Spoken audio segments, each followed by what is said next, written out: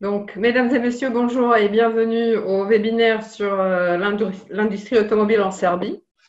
Très heureuse de vous recevoir et de vous faire, j'espère, découvrir la Serbie, qui est un pays qui a beaucoup de potentiel dans énormément de secteurs et pas seulement l'industrie automobile.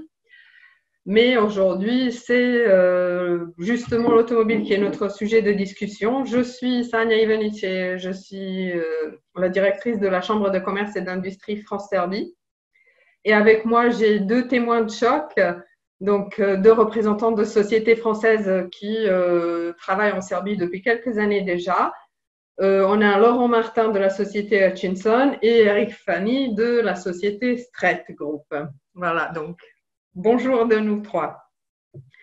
Nous allons commencer par une petite présentation sur la Serbie et le secteur automobile avec quelques chiffres qui vont vous donner une idée globale des acteurs et des indicateurs macroéconomiques.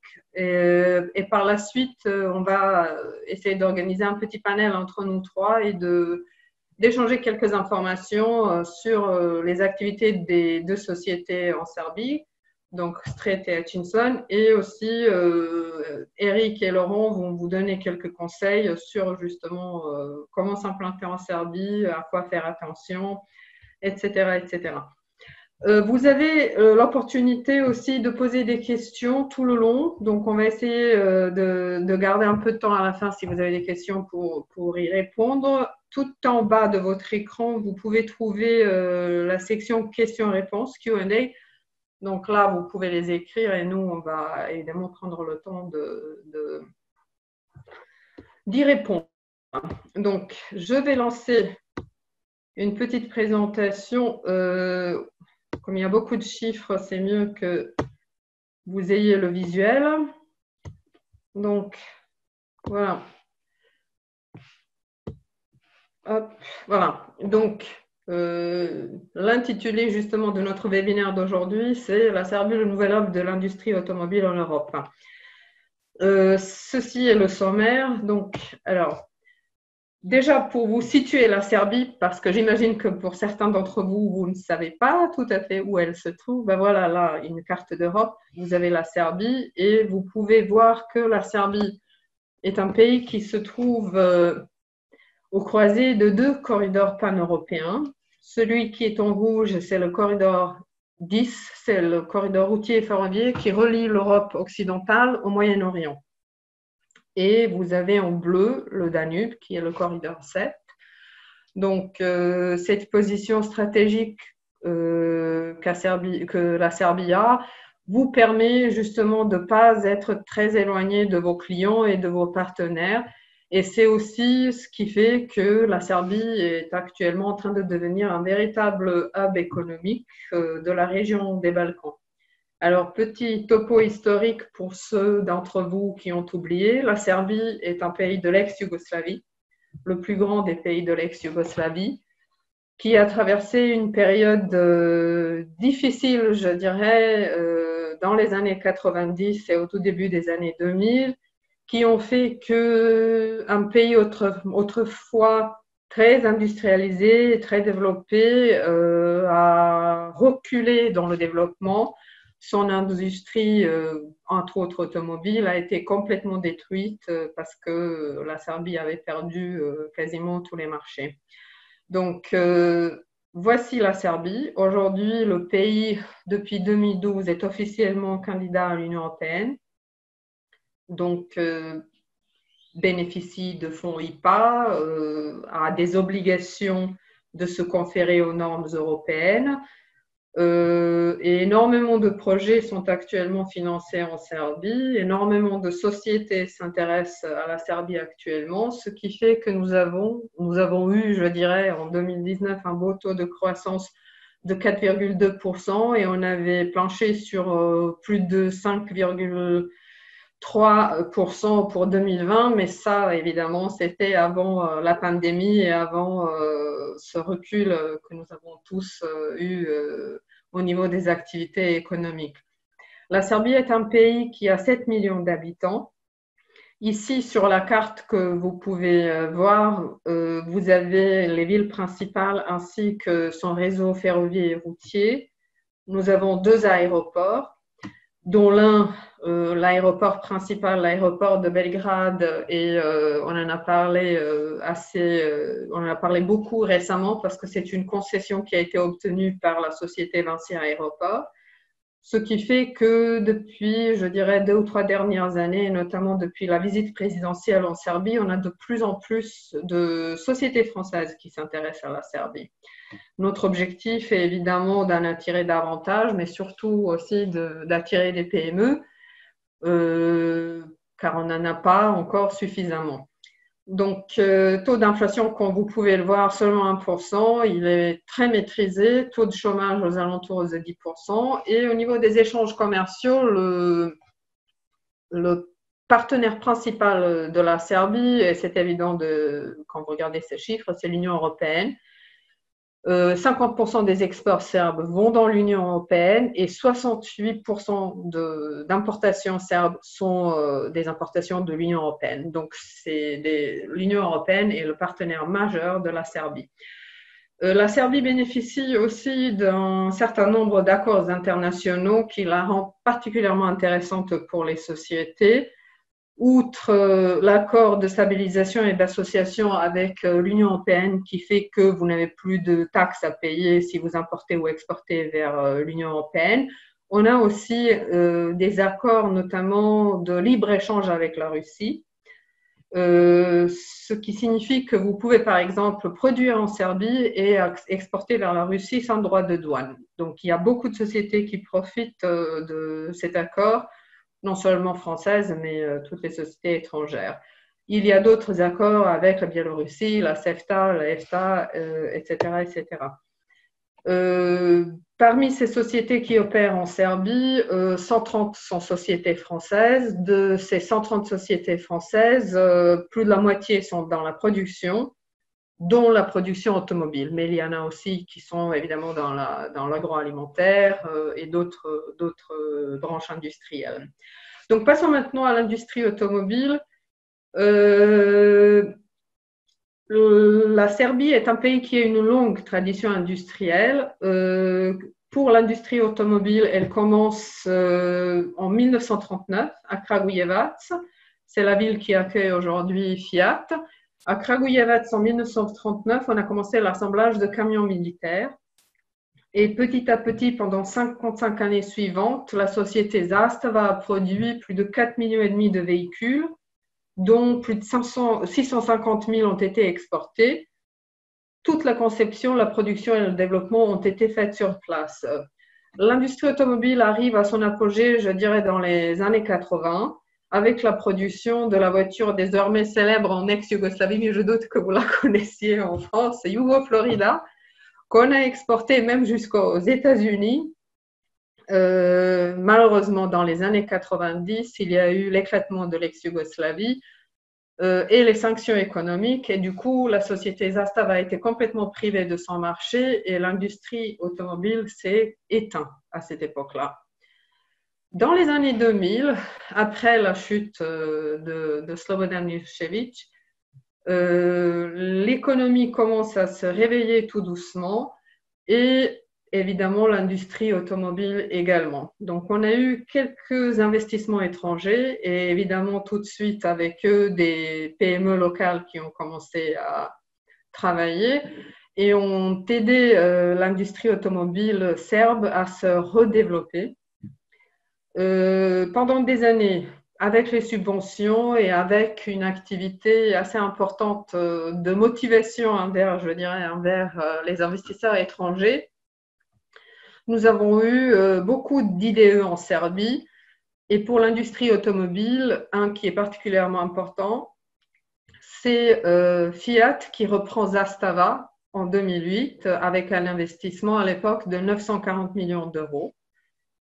Cette usine aujourd'hui produit la nouvelle Fiat Mini et je pense il avait été prévu que cette année un nouveau modèle commence à être produit.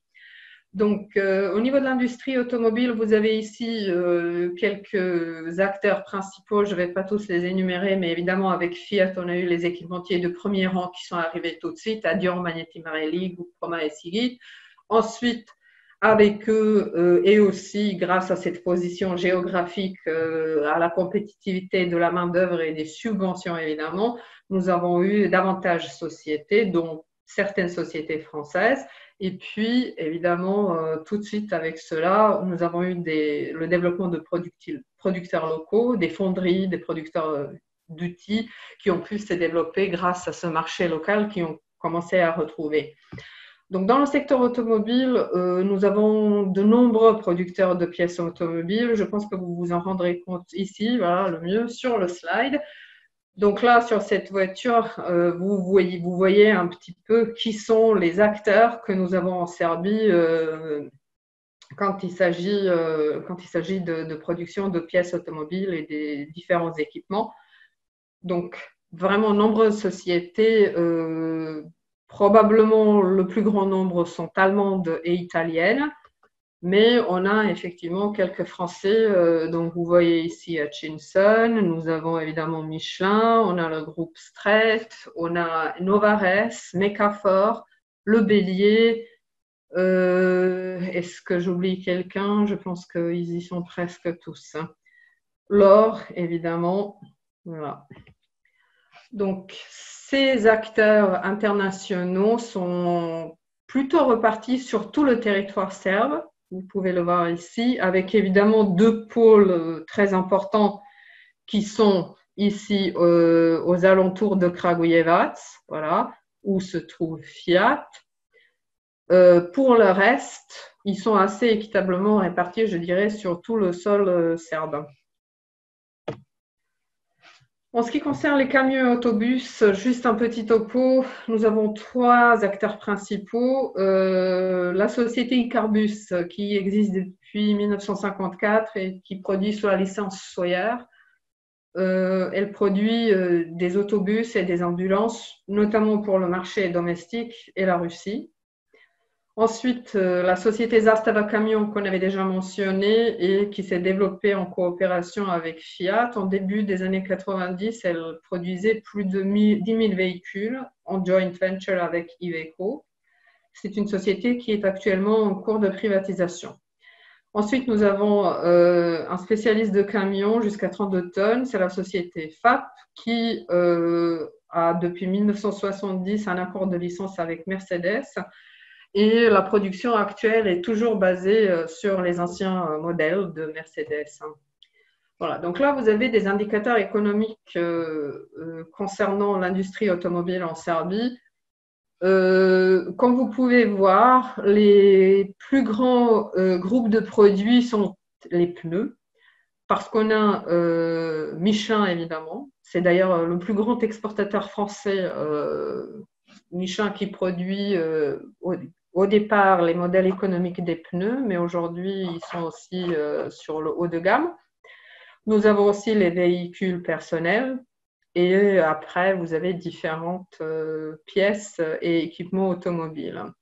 Pour le turnover, vous avez ici quelques chiffres et pour l'emploi dans l'industrie automobile, c'est une industrie qui aujourd'hui emploie quasiment 60 000 personnes. Pour vous donner une idée des avantages compétitifs de la Serbie, vous avez le salaire net moyen dans le secteur automobile qui est de 385 €. Donc, voici une des raisons principales, mais j'espère pas la principale raison qui attire les investisseurs étrangers. Je dirais que la raison principale est justement que la main-d'œuvre serbe est extrêmement compétente et effectivement pas très chère. Le taux de chômage en Serbie est de 10%. Donc ici, vous avez dans le tableau le pourcentage des personnes sans emploi en fonction de leur niveau d'éducation. Donc ça veut dire qu'il y a encore une certaine, je dirais, quantité de la main-d'œuvre, ce qui n'est plus le cas dans les pays aux alentours de la Serbie, comme par exemple la Slovaquie, où il est aujourd'hui très difficile de trouver de la main-d'œuvre. En Serbie, ce n'est pas encore le cas. Donc, sur ce slide, vous avez l'accès au marché. On a déjà mentionné l'emplacement géographique serbe qui est extrêmement avantageux. Vous pouvez voir que depuis la Serbie, vous pouvez expédier vos produits, votre marchandise en moins de 72 heures partout en Europe. Donc, on a un réseau routier qui est très développé et on a une certaine proximité avec l'Europe, mais aussi avec le Moyen-Orient. Et grâce aux accords de libre-échange que je vous ai mentionnés tout à l'heure, vous avez accès à plus d'1 milliard de consommateurs. Donc, ce sont certainement des avantages intéressants pour beaucoup de sociétés qui souhaitent se développer ou alors qui souhaitent, avec la crise de Covid, peut-être changer de lieu de production et reconstruire leur supply chain. Pourquoi venir en Serbie? Outre la position géographique, une main d'œuvre compétente et compétitive, il existe aussi un grand nombre de subventions et d'incitations fiscales en Serbie qui peuvent motiver des investisseurs étrangers. En ce qui concerne les incitations financières, elles sont fonction de niveau de développement de la municipalité dans laquelle vous souhaitez vous installer. Donc, vous avez 5 niveaux de développement. Le 5e, c'est pour les municipalités qui sont les moins développées. Et les incitations sont calculées soit comme pourcentage de l'investissement, soit comme pourcentage de l'investissement bisannuel en salaire. Donc, par exemple, si vous souhaitez investir dans une municipalité de niveau 5, vous pouvez avoir droit à une subvention de 40% de coût bisannuel de votre main-d'œuvre. Ou en plus de ça, vous allez avoir un bonus pour les projets qui emploient un grand nombre de personnes, donc à partir de 200 personnes. Pour 200 personnes, vous allez avoir encore 10% de ce montant bisannuel. Pour des 500 personnes ou plus, c'est 15%. Et pour 1000 postes créés, c'est encore 20% de montant bisannuel d'investissement dans la main-d'œuvre. Il existe aussi des allègements fiscaux. Donc, vous avez un congé d'impôt sur les bénéfices de 10 ans qui est proposé à tous les investisseurs qui emploient plus de 100 personnes et qui est calculé seulement à partir d'un moment où l'entreprise commence à réaliser un bénéfice. Donc, ceci n'est pas négligeable non plus. Et puis, évidemment, un certain nombre d'incitations fiscales. Si vous embauchez des personnes qui sont des chômeurs de longue durée, c'est-à-dire qui sont inscrits au Pôle emploi depuis plus de 6 mois. Donc, si vous souhaitez avoir ces chiffres en détail, vous pouvez m'écrire. Je serai ravie de partager cette présentation avec eux. Évidemment, en Serbie, vous avez également tous les bailleurs internationaux qui sont présents, donc la BERD, la BEI, la Banque mondiale. Et depuis 2019, nous avons également l'Agence française de développement qui a obtenu un mandat d'intervention dans les Balkans occidentaux. Le siège de AFD est à Belgrade désormais, et c'est d'ailleurs la première fois que nous avons AFD travaillant en Europe. Voilà, donc tout ça, ce sont, je dirais, de très bons indicateurs pour les sociétés françaises. Comme je vous disais, on commence à recevoir de plus en plus de demandes de la part des entreprises françaises, de demandes de renseignements pour l'instant. J'espère qu'ils vont se poursuivre et que certaines de ces sociétés vont effectivement se décider à venir s'installer en Serbie. Aujourd'hui, on est là pour justement vous motiver à considérer la Serbie comme une destination et d'implantation et de l'export. Si vous avez besoin de quel que soit le type d'aide, n'hésitez pas à contacter la Chambre de commerce, nous serons ravis de vous aider. Donc voilà, ça c'est pour la partie roubarative, je dirais, de la présentation PowerPoint. Passons aux choses un petit peu plus intéressantes avec nos interlocuteurs d'aujourd'hui, Eric et Laurent. Je vais vous poser à tous les deux la même question. Donc, la première question, c'est peut-être quelques mots sur les activités de votre société. Et la question numéro 1, ça serait pourquoi avoir choisi la Serbie? Pourquoi être venu en Serbie? Qui veut commencer? Eric, à toi. Bien, merci Laurent de cette courtoisie. Bonjour à tous. Donc rapidement, passage en revue. Donc, je m'appelle Eric Fanny, je suis responsable marketing de la société Thread Group, qui est une société basée en France à la frontière suisse, dans le Doubs, qui emploie aujourd'hui environ 800 personnes à l'international et qui fait 95 millions de chiffres d'affaires, avec trois centres essentiels en activité actuellement. Le centre français qui s'assure de production et là où nous avons nos quartiers généraux, un centre en Slovaquie, un centre en Serbie et un troisième centre de production à l'international qui est basé au Mexique et qui est en phase de démarrage. Donc, Thread Group est une société spécialisée dans l'usinage de pièces mécaniques à destination notamment de l'industrie automobile. Le principe de base, c'est de prendre des pièces qui sont issues de forges ou de fonderies, qui sont en différents matériaux, aluminium ou en fonte ou en acier, et de les préparer à façon, donc sur plan, pour les livrer à l'industrie automobile, en rang 1 à des clients tels que PSA, tels que Renault ou Fiat, et en rang 2 à des équipementiers automobiles, plus particulièrement du turbo, tels que Borg-Warner, Vitesco, anciennement Continental, ou IHI. Donc l'implantation de la société en France, c'est d'environ 50 années. Et en Serbie, maintenant, ça va faire une quinzaine d'années que nous sommes basés en Serbie. Nous sommes à Stara Pazova, qui est située au nord-ouest de la capitale Belgrade. Voici en quelques mots. À toi, Laurent. Merci Eric. Concernant le groupe Hutchinson, c'est un groupe français dont le nom est d'origine américaine et qui est filiale à 100% du groupe Total, le fameux pétrolier français.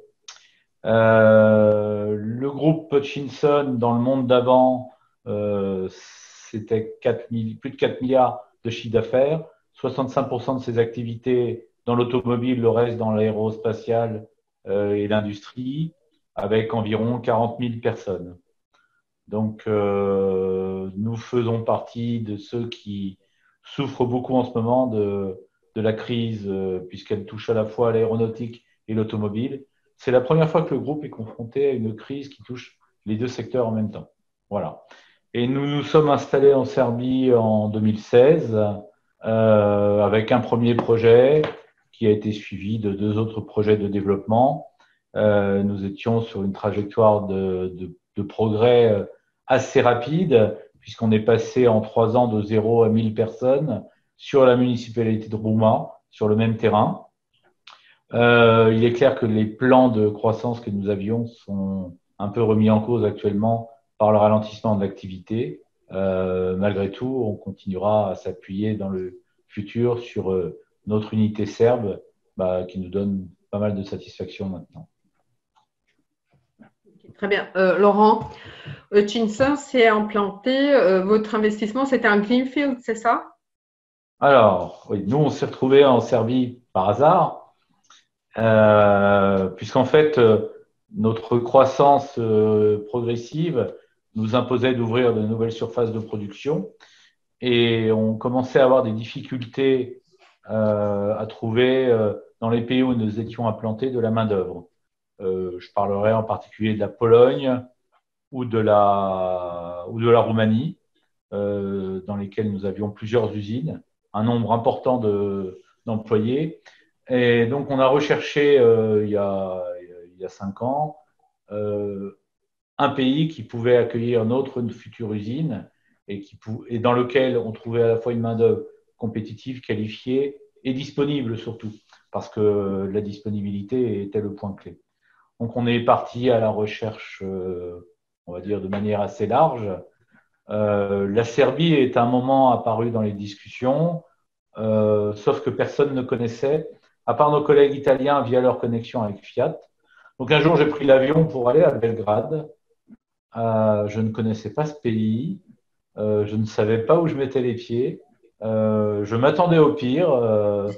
Et ça a été vraiment l'effet inverse. J'ai tout de suite eu un bon feeling dans ce pays et surtout pour un Français qui arrive en Serbie, il peut s'appuyer sur tout un réseau et une communauté locale qui est très précieuse quand on ne connaît pas et qu'on cherche à s'implanter. Et ça a été le point de départ d'une histoire qui nous a amené en un an à trouver un terrain, lever des subventions et puis lancer la construction d'une usine en un temps record, puisque le premier coup de pioche a été donné sur le terrain qui était un champ de maïs au mois de juillet. En janvier, on commençait à mettre en fonctionnement les premières machines et on livrait nos premiers clients en mars de l'année suivante. Je vous mets au défi de trouver ça dans de nombreux pays en Europe. Ça motive, je dirais. Merci beaucoup pour cette pub pour la Serbie. Eric, Stret, c'est pas un greenfield, c'était plutôt une joint venture avec une société locale, non?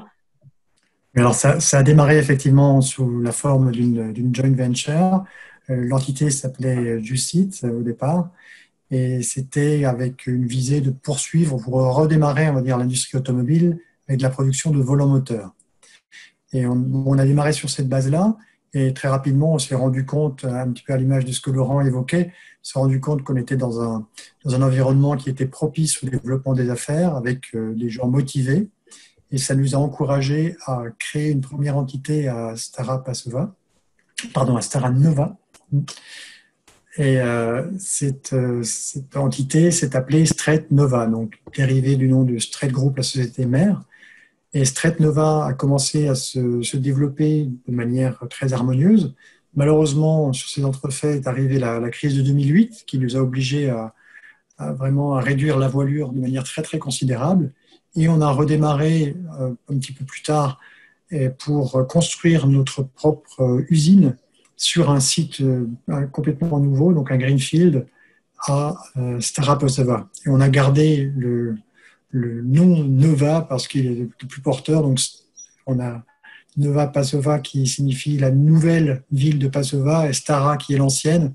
Donc on a quand même gardé le titre Nova pour notre entité de production. Et ça s'est développé aussi très rapidement. On a aujourd'hui à peu près 400 employés qui travaillent sur ce site en production, même si les conditions actuelles ne nous permettent pas de poursuivre le développement escompté. On espère pouvoir redémarrer rapidement avec les phases de croissance telles qu'elles sont prévues dans nos budgets pour les 5 années suivantes. Et vous avez pu bénéficier, parce que j'ai mentionné quand même d'importantes subventions de la part du gouvernement serbe, fiscales ou financières. Eric, vous avez eu des subventions? Et la même question pour Laurent aussi.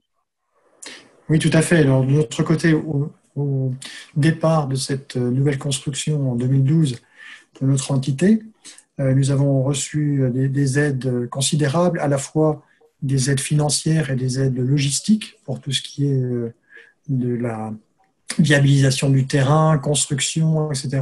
On voit vraiment, c'est un pays où l'ensemble des forces vives du pays se mettent au service du projet. C'est-à-dire que vous avez les responsables, à la fois les responsables locaux dans les communes qui vont s'engager, se déplacer, s'impliquer dans les projets, et ça remonte à tous les échelons de l'État et de la communauté des affaires du pays, y compris bien entendu au sein de la Chambre de commerce, mais on trouve c'est vraiment ce support qui est tout à fait capital pour assurer le succès d'un tel projet. Plus récemment, je peux mentionner également une nouvelle initiative dans le domaine de l'industrie automobile, puisque l'industrie automobile est aujourd'hui dans le focus de l'Agence de développement serbe, qui a décidé de donner plus de vigueur à cette industrie qui aujourd'hui représente déjà, ça a été indiqué, entre 15 et 20% du produit intérieur brut. C'est quelque chose où l'agence de développement, c'est un domaine pour lequel l'agence de développement investit énormément en essayant d'attirer d'autres acteurs tout au long de la chaîne de valeur de l'industrie automobile, sachant qu'aujourd'hui, effectivement, il y a Fiat qui est là, il y a Hutchinson, il y a toutes les industries et les acteurs qui ont été mentionnés. Mais l'idée, c'est de renforcer toute cette chaîne pour qu'il y ait un échange intra-serbe, car beaucoup des sociétés qui ont été implantées aujourd'hui ont pour visée d'exporter essentiellement leur production en direction de la CE ou en direction de la Russie, comme ça a été mentionné. Et là, l'idée, c'est de pouvoir revendre et avoir de la valeur ajoutée au sein de la Serbie en ayant les acteurs qui travaillent les uns pour les autres et assurer un maillage. Donc là, il y a eu ce programme dont l'initiative a commencé en mi-2019, pour lequel, par exemple, l'agence serbe a encouragé les entreprises à investir dans de nouveaux outils de production, comme sur l'industrie 4.0, ou pour avoir des consultants qui pouvaient intervenir afin d'améliorer la productivité, faire de la formation, etc. Donc différents domaines dans lesquels l'agence pouvait abonder entre 30 et 60% des investissements qui étaient engagés par les sociétés privées. Donc vraiment de très belles initiatives de ce côté-là. C'est vrai que la digitalisation, comme partout, est aussi dans le focus des autorités serbes. Il y a une grande communauté digitale en Serbie. On a même également la French Tech qui est Belgrade est une des capitales de la French Tech depuis l'année dernière. Donc c'est vrai qu'il y a pas mal de startups et pas mal de sociétés qui sont dans ce secteur-là. Donc j'espère que ce n'est qu'un début. Laurent, vous aussi, vous avez eu des subventions au début. Vous avez, par ces subventions, vous prenez aussi un certain engagement vis-à-vis des autorités, je pense. Tout à fait. Alors en fait, par rapport à le support, avant qu'il soit financier, il a déjà été vraiment extrêmement précieux pour découvrir le pays, chercher la meilleure implantation, aussi l'ouverture de toutes les portes.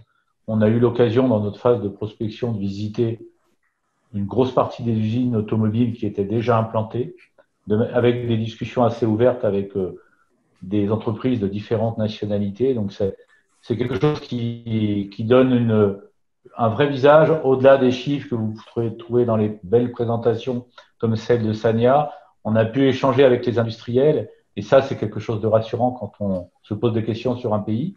Donc, on a eu ce support qui a été très, très précieux.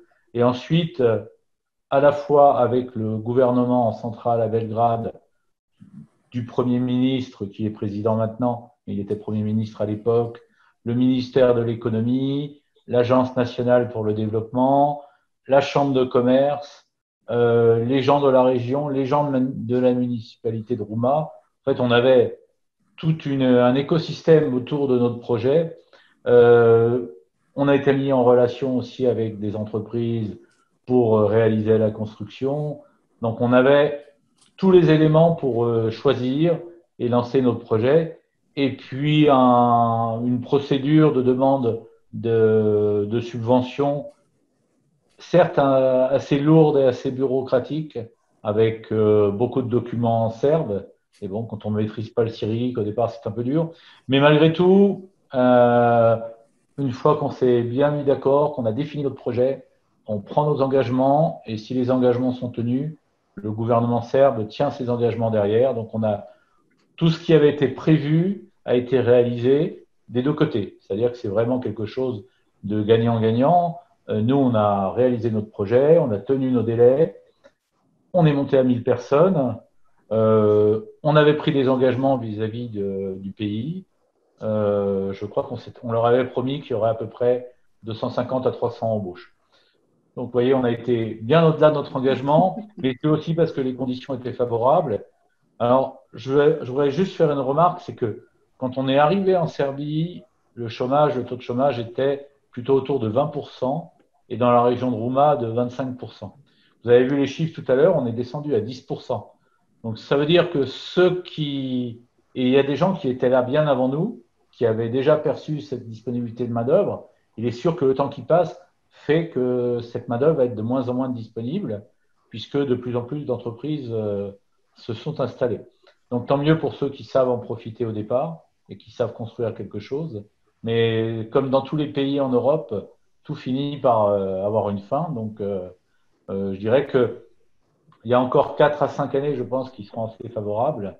Ensuite, ça pourrait être plus tendu sur cet aspect.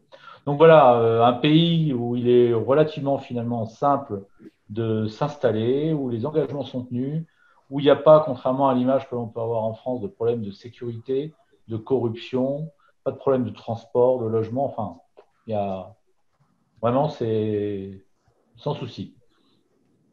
Et des choses auxquelles il faut faire attention lors de son implantation. Est-ce que, certes, l'administration, ça, c'est beaucoup de sociétés françaises qui la mentionnent, et je peux vous dire qu'on s'est considérablement amélioré ces dernières années parce qu'on est obligé à se conformer aux procédures européennes, mais il reste évidemment encore quelques petits couacs qui, j'espère, seront résolus assez rapidement. Mais à part cela, quelles sont les choses auxquelles il faudrait faire attention? Qu'est-ce que vous en pensez?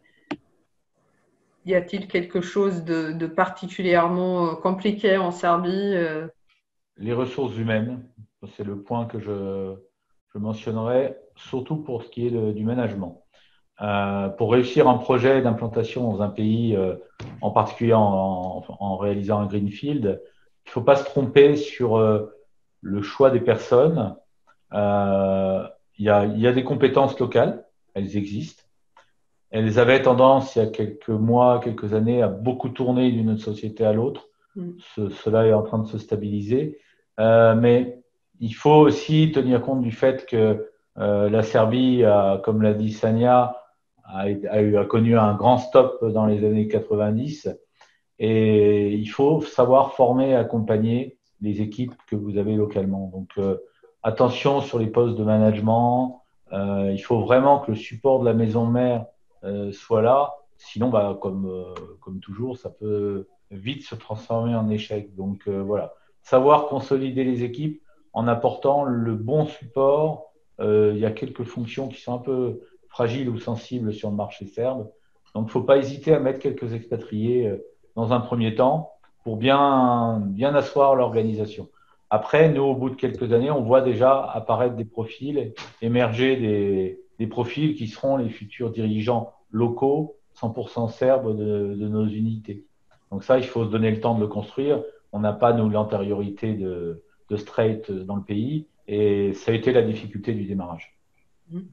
C'est en effet ça, pour rebondir sur ce que tu viens de dire par rapport au poste de management, la main-d'œuvre serbe, bizarrement, n'est pas très mobile. On n'a pas encore l'habitude de se déplacer pour le travail, de déménager, de changer de région. Donc, c'est quelque chose d'assez nouveau. Et il est souvent difficile de trouver de postes des managers sur place. Donc, il faut savoir convaincre les Serbes de se déplacer. Souvent, les usines automobiles ne se trouvent pas à Belgrade, mais elles sont un peu plus loin. Or, les Serbes, ils aiment bien habiter à Belgrade, donc il faut savoir motiver sa main-d'œuvre. Eric, dis-moi, quels sont tes conseils? À quoi faire attention? Et la main-d'œuvre aussi, qu'est-ce que tu en penses? Très, très en ligne avec ce que Laurent vient d'évoquer. Pour notre part, au sein de Straight Group, on a la chance, après 15 ans, d'avoir pu faire monter progressivement les gens en compétences et d'avoir eu un noyau de départ qui s'est ensuite étoffé quand la période de croissance est arrivée. Ce qui fait qu'aujourd'hui, on est dans une situation où nous n'avons plus d'expatriés français sur le site. C'est un site qui, après 15 ans, fonctionne en autarcie complète, avec bien entendu des gens qui sont en lien comme serait n'importe quelle filiale d'un groupe à l'international, sont en lien avec les quartiers généraux, mais qui gèrent localement. Et ça, c'est vrai que c'est très appréciable de savoir qu'on peut se reposer sur des gens qui ont à la fois les compétences et qui ont la volonté de faire progresser une entité, de la développer. C'est un point très, très positif pour notre installation en Serbie. Dans d'autres pays, par expérience, dans d'autres sociétés au préalable, j'avoue qu'il fallait quelquefois garder un œil, être relativement vigilant avec, pas au point peut-être des entreprises japonaises où il y a des doublons à tous les étages, mais quand même de garder 2 ou 3 postes clés pendant toute la durée de la vie, même après 30 ans d'installation à l'étranger. Là, je dois dire que notre expérience en Serbie est très bonne de ce côté-là. On a identifié les bons potentiels, on leur a montré qu'on croyait en eux, qu'on investissait en eux aussi en termes de formation, parce que je pense que les gens sont assez sensibles en Serbie à cet aspect. Et à terme, voilà, on a la chance de pouvoir se reposer sur eux et c'est une très bonne dynamique. Et petite question, puisqu'on ne peut pas éviter évidemment de parler de la crise de Covid, la crise a impacté vos activités à tous les deux? De quelle façon? Je poursuis sur ce point-là au sein de Strait Group. Elle nous a impacté très fortement dans la mesure où on a eu des taux de production qui étaient à peu près à 15-20% de ce qu'on avait prévu au budget, avec les flux complètement rompus en termes d'approvisionnement de la part de nos donneurs d'ordre. C'est une situation qui progressivement s'améliore, mais elle reste relativement critique aujourd'hui et ça a aussi impliqué qu'il a fallu faire le dos rond. Et ça, c'est une caractéristique aussi qu'on avait remarqué lors de la crise de 2008 que j'ai évoquée précédemment. Là, il avait fallu se séparer de collaborateurs, ça avait été assez douloureux. Cette fois-ci, on a eu une approche qui était jusqu'à présent de demander au personnel de relâcher la bride, c'est-à-dire d'avoir quelques journées qui n'étaient pas ouvrées. Et ça s'est relativement bien passé jusqu'à présent. Maintenant, on croise les doigts pour que ça ne dure pas et que l'ensemble de l'ambiance des affaires revienne à quelque chose de plus stable, de plus prévisible surtout, pour pouvoir réorganiser tout ça. Et chez Hutchinson? Chez Hutchinson, on a été très impacté sur la partie automobile avec un mois d'avril à moins 90%, un mois de mai qui était à peine meilleur. Donc, on commence à voir de nouveau les commandes de nos clients arriver. Ça nous laisse au moins l'espoir de relancer un petit peu la machine. Malgré tout, les perspectives à 2-3 ans sont largement inférieures à ce qui était prévu. Et la difficulté pour un site comme Rouma, qui avait connu cette croissance extrêmement rapide, c'est d'avoir à gérer une adaptation. Donc, on avait une partie du personnel qui avait une certaine flexibilité dans ses contrats. Donc, malheureusement, ceux-là ont été les premiers touchés. On essaie maintenant de trouver les meilleures solutions entre l'utilisation de congés, l'anticipation de congés, pour minimiser les impacts sociaux. Malgré tout, on va mettre une pause dans cette croissance et réduire la voilure pendant au moins 6 mois à 12 mois. Ça se passe pour l'instant pas trop mal. C'est pas très agréable. Ce qu'on espère tous, c'est que le redémarrage sera meilleur que ce que l'on imagine aujourd'hui. Mais là, toute l'industrie automobile est dans un mode de survie. Donc, pour les entreprises qui devront être prêtes au redémarrage, il faut d'abord passer à travers cette tempête. Donc, survivre à tout ça, être vigilant sur ses frais, sa trésorerie. Donc, Hutchinson reste optimiste sur sa capacité à passer à travers cette tempête, mais on est obligé de prendre des mesures un peu dures dans l'ensemble des pays à travers le monde. Et la Serbie, comme tous les autres pays, va contribuer à cette adaptation nécessaire. Par rapport à la crise, on a pu voir à la Chambre et aussi on avait discuté beaucoup avec nos compères des autres chambres internationales en Serbie, on commence à avoir des demandes de la part des sociétés qui produisent aujourd'hui en Asie et plus particulièrement en Chine et qui commencent à s'intéresser par, je dirais, un déménagement vers un pays un peu plus proche de l'Europe. Pensez-vous qu'on aura une restructuration de ce type-là au niveau de l'industrie automobile, peut-être une partie de la production qui se rapprochera de l'Europe? Moi, je n'y crois pas un instant. Non. C'est du blabla politique. Le monde d'après sera différent du monde d'avant. L'industrie automobile va très vite reprendre ses vieilles habitudes. Les acheteurs des constructeurs automobiles ont déjà oublié la crise du Covid. Donc, je ne vois pas de. Il y a quelques déclarations politiques sur les médicaments qui ont été faites, etc. Il est sûr que ça amène des réflexions, non pas sur la localisation, mais sur la sécurisation des flux et la nécessité d'avoir peut-être 2 sources. Une locale, une plus lointaine, mais la Chine et l'Asie ne vont pas disparaître du jeu très vite. Et je pense que les relocalisations telles que seront à la marge et ne seront pas massives. Donc, par contre, ça repose la problématique dans l'ensemble de l'Europe. Ça rebat les cartes sur la disponibilité de la manœuvre, la santé de l'économie. Je pense que ce qui va plus impacter les aspects de localisation, c'est l'environnement et la nécessité d'avoir une empreinte carbone plus basse pour la supply chain. Mais c'est pas la crise du Covid en tant que telle qui va être le driver de ce mouvement. Par contre, oui, réduire les distances, raccourcir les temps de livraison, ça peut avoir un impact qui peut-être sera pris en cause ou imposé par la législation, en particulier en Europe. Une petite question pour toi, Eric, que je n'ai pas encore posée. Français en Serbie, c'est bien, c'est pas bien. Quelle est l'image des Français et des sociétés françaises en Serbie? Alors, moi, j'interviens en Serbie de manière ponctuelle dans mon rôle de développement commercial. Donc, j'ai pas la capacité d'immersion qui permet d'avoir une vue très, très précise. Ce que je peux dire, par contre, c'est que l'accueil qui m'a été fait la première fois que je suis allé en Serbie rendre visite il y a 5 ans à mes collègues sur le site de production m'a vraiment fait chaud au cœur. Je dirais, il y a quelque chose de chaleureux dans la façon dont les Serbes accueillent les gens de manière générale et font durer une relation, entretiennent une relation. C'est des tas de petits gestes de prévenance, de gentillesse. Et je pense que ça fait partie aussi du charme et de l'intérêt des relations que l'on peut nouer au sein du travail, parce que on n'y va pas juste pour avoir à manger à la fin du mois, on y va aussi pour développer des relations.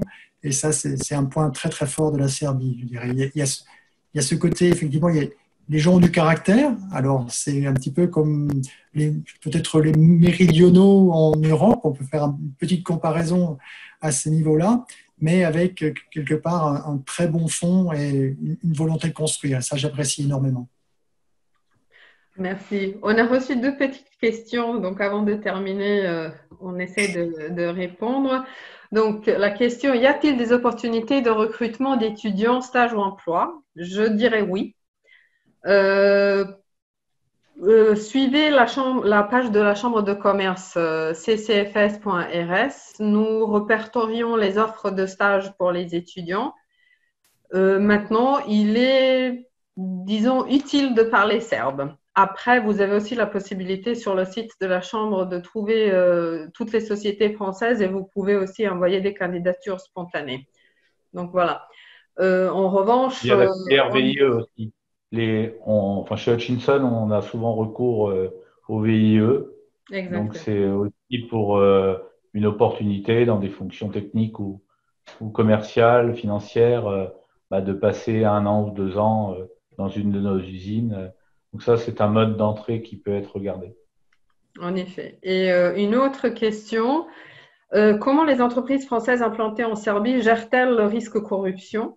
Plus précisément, parviennent-elles à se conformer aux obligations créées par la loi Sapin 2 en matière d'évaluation des partenaires commerciaux et de due diligence obligatoire? Laurent, tu avais mentionné la corruption. Nous, toutes les sociétés françaises, elles ont des formations pour les employés en loi Sapin 2. On en a fait, nous aussi, au sein de la Chambre pour les sociétés françaises. Au niveau des procédures, vous pouvez peut-être dire peut-être quelque chose de plus, mais a priori… Comme je le disais tout à l'heure, c'était l'image que l'on avait sans connaître la Serbie. C'était l'image d'un pays en guerre, un pays violent, corrompu, avec tout un tas de problématiques. Je ne dis pas qu'il n'y a rien, qu'il n'y a pas de problème de ce type en Serbie. En tout cas, quand vous êtes un opérateur étranger et que vous venez avoir une activité industrielle dans ce pays, vous n'êtes en rien concerné par tout cela. Et on a pu déployer toutes nos règles de contrôle interne et depuis la prospection jusqu'à aujourd'hui, nous n'avons jamais relevé de problèmes différents d'autres pays. Alors, ça ne veut pas dire qu'il n'y a pas des petits soucis de temps en temps, mais pas plus que les problèmes que vous auriez en Pologne, en Roumanie, en Hongrie, en Tchéquie, etc. Donc, c'est pas un élément discriminant, loin de là. Loin de là. Merci. Donc, merci beaucoup à tous. Si vous avez des questions complémentaires, n'hésitez pas à nous écrire ou vous pouvez également me demander ou un de mes collègues en entretien. N'hésitez pas à solliciter la Chambre.